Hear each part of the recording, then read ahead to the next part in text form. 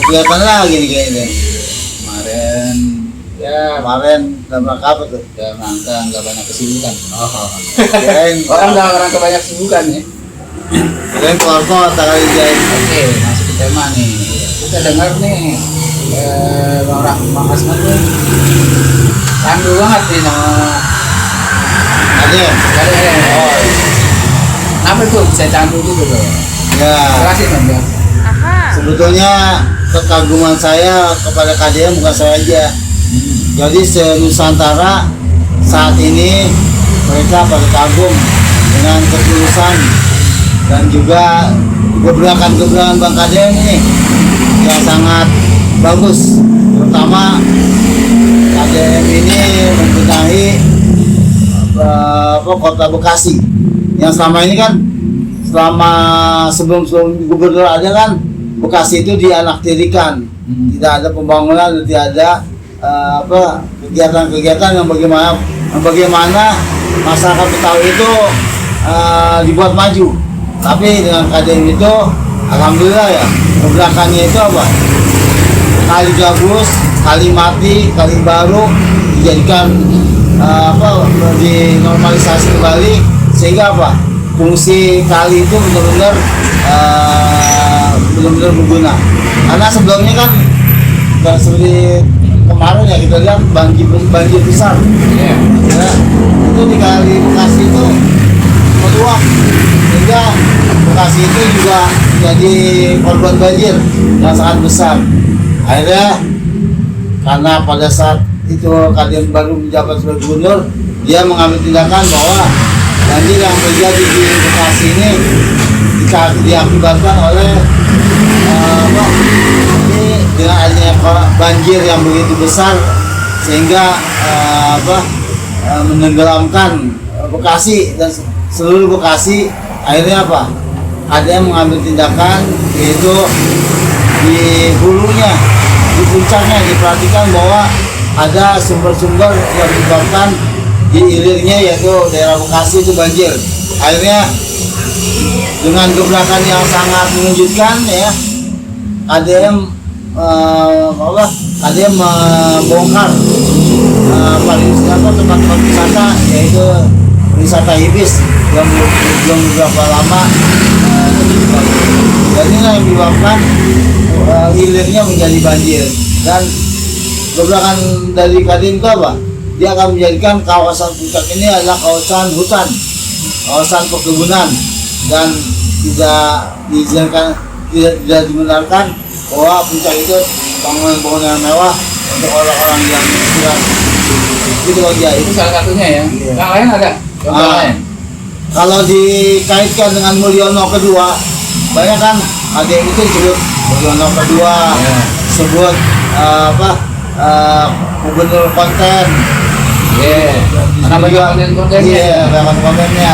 Jadi Sebagai candu gimana ini? Nah.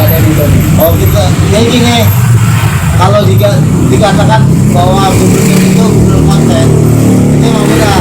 Jadi Benar ya? Deddy Mulyadi itu sebelum jadi gubernur itu emang udah berkonten dia dengan 8 juta kalau nggak salah ya, 8 juta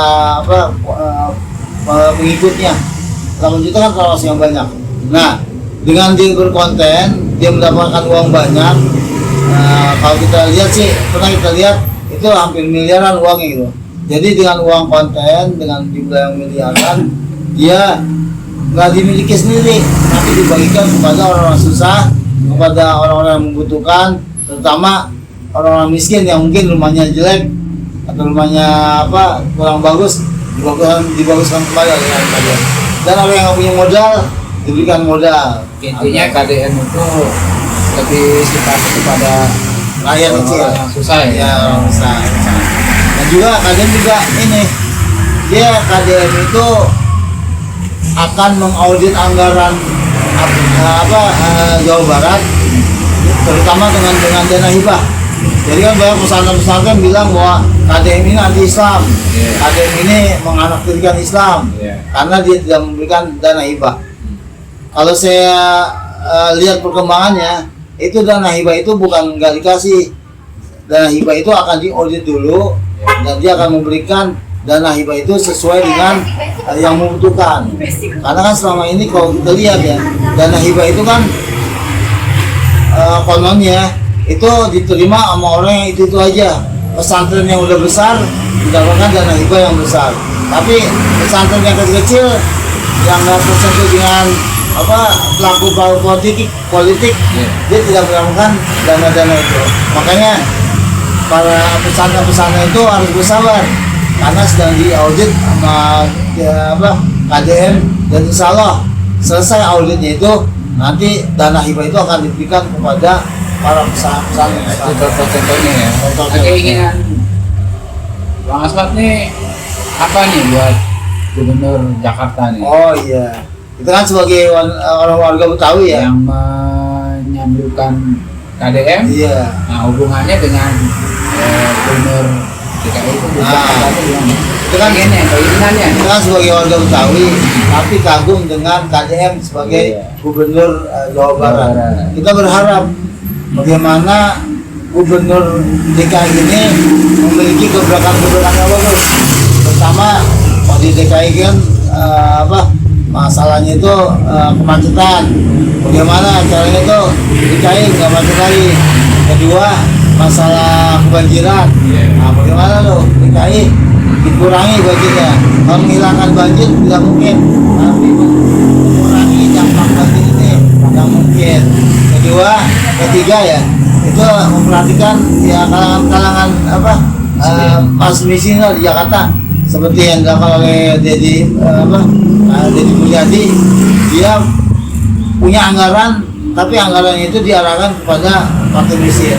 Dengan cara apa?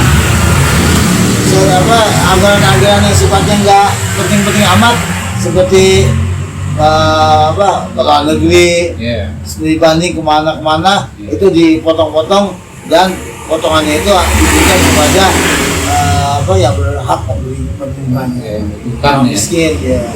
Karena masih banyak rakyat yang membutuhkan dalam pendidikan orangnya. Karena seperti dikatakan oleh Dr. Hidayat Wahid ya, bahwa kemiskinan di Indonesia itu 24%. Itu sangat besar. Karena apa? Ya harus ditanggulangi. Terutama apa? Seperti KDM ya, kegiatan KDM itu dia di samping dia memberikan bantuan kepada orang susah, tapi dia memberikan modal biar orang miskin itu tetap nggak menjadi miskin, tapi dia mandiri sehingga menjadi berkemampuan. Jadi nggak setiap ada bencana ini nggak serta-merta datang membawa sembako, tapi dia dilihat nih bencana itu karena apa? Kayak banjir. Oh, banjir itu karena hulunya harus diperbaiki, sehingga kalau hulunya bagus pasti di ujungnya nggak banjir. Itu tujuannya KDM. Jadi harapannya di Gubernur Jakarta tuh ikutin punya keinginan, keinginan minimal seperti KDM. Jadi dia punya gebrakan juga, gebrakan yang benar-benar memberikan manfaat buat orang banyak. Pas sekarang kalau kita lihat nih, gubernur kita nih, gubernur DKI, di saat KDM memperhatikan yang tawuran, yang narkoba, yang malas belajar, yang bolos sebagainya, dia bekerja sama dengan militer, dibuatkan barak militer. Tujuannya apa? Membina agar anak-anak yang cenderung nakal atau bekerja nakal dibina, didisiplinkan sehingga menjadi orang-orang yang sadar akan kepribadiannya itu. Itu menurut KDM. Ya, orang nakal, tawuran, mabuk, masih gara-gara barak militer. Sehingga dia sadar bahwa dia emang mau begini aja nih kehidupan, menjadi remaja yang madesum, masa depan suram. Nah, cuman dari Gubernur DKI lain lagi, ya dia akan menyiapkan perpustakaan dan orang-orang yang nakal-nakal atau bandel disuruh masuk ke perpustakaan. Langsung kayak gitu. Logis. Karena banyak orang minat baca itu sekarang udah kurang. Di HP aja udah males ya. Iya, males. Lagi seperti itu. Jadi yang foto buku aja yang senang baca buku itu juga nggak setiap kali datang dalam perpustakaan. Nah ini yang bandel, kita takutin apa? Mereka yang bandel sih masuk perpustakaan, ini apa akhirnya apa? Buku-buku yang tebel-tebel yang mahal-mahal hilang, buat dijual-jual, dijual untuk dibelikan. Pinteran dia orang Pinteran dia. Karena saya pernah menemukan, ya, pernah sekolah ya di suatu tempat pernah menemukan orang yang kita lihat beler, suka bolos dan sebagainya. Itu ketika di perpustakaan apa? Buku-bukunya yang diambil. Ya, kerja sama sama temennya, buku-buku yang bagus dikasih-kasihin. Nah, saya pernah memergokinya dan saya sempat diancam, awas lu ngomong. Akhirnya kita tidak berani untuk mengadu. Nah inilah pernah kejadian seperti itu. Dan juga apa? Kebijakan Gubernur DKI itu apa? 24 jam taman-taman dibebaskan. Jadi taman dibuka sampai 24 jam. Dan ini menyebabkan kerusakan lagi, terutama kepada anak muda kan. Kalau misalnya dibiarkan sampai 24 jam, wah mereka bebas berhura-hura di taman sampai pagi, ya. Dan juga melegalkan nanti prostitusi, kemaksiatan, sehingga orang nggak perlu lagi pergi ke hotel untuk bayar hotel, tapi cukup pergi ke taman. Karena taman itu kan 24 jam dan taman itu kan luas, nggak ada orang yang memeriksa mengawasinya, sehingga menyebabkan timbulnya kemaksiatan. Jadi itu ya poinnya, Bang Ahmad suka demam dengan KDM ya. Jadi ada alasannya jelas ya. Kalau disamain dengan yang kemarin-kemarin tuh kayaknya gimana tuh? Enggak ya? Kalau kita bandingkan sama Anies, kalau Anies kan dia bagus juga, misalnya apalagi kita lihat di DKI kan, sampai sekarang apa yang belum di DKI kayaknya udah kan, seperti dilebatin rumah 0 DP %, terus transportasi udah bagus, semuanya udah bagus, taman-taman udah bagus, tinggal dirawat aja. Dan harusnya Anies bagus juga gitu. Cuman pada saat ini KDM lah yang bagus dilihatnya. Karena pertama KDM masih menjabat gubernur, sedangkan Anies sudah nggak jadi. Harapannya apa nih ke depan? Kita berharap KDM kan di Jawa Barat. Ya. Harapan Bang Ahmad nih. Kita berharap sih 2029 ayo kita pilih KDM. Karena KDM sekarang kita lihat pintar, cerdas. Kayaknya bakal calon. Ya, insya Allah kayaknya dicalonin tahun depan. Pintar, cerdas, berwawasan, peduli, Berani. dan tidak kikir, dermawan. Berani juga ya. Ya, berani, Tegas ya, dan tegas dan berani. Dan dia berani kepada siapapun yang melawan kebijakan dia. Oke. Tapi yang anehnya berdasarkan omongan dari KDM yang mendukung dia warga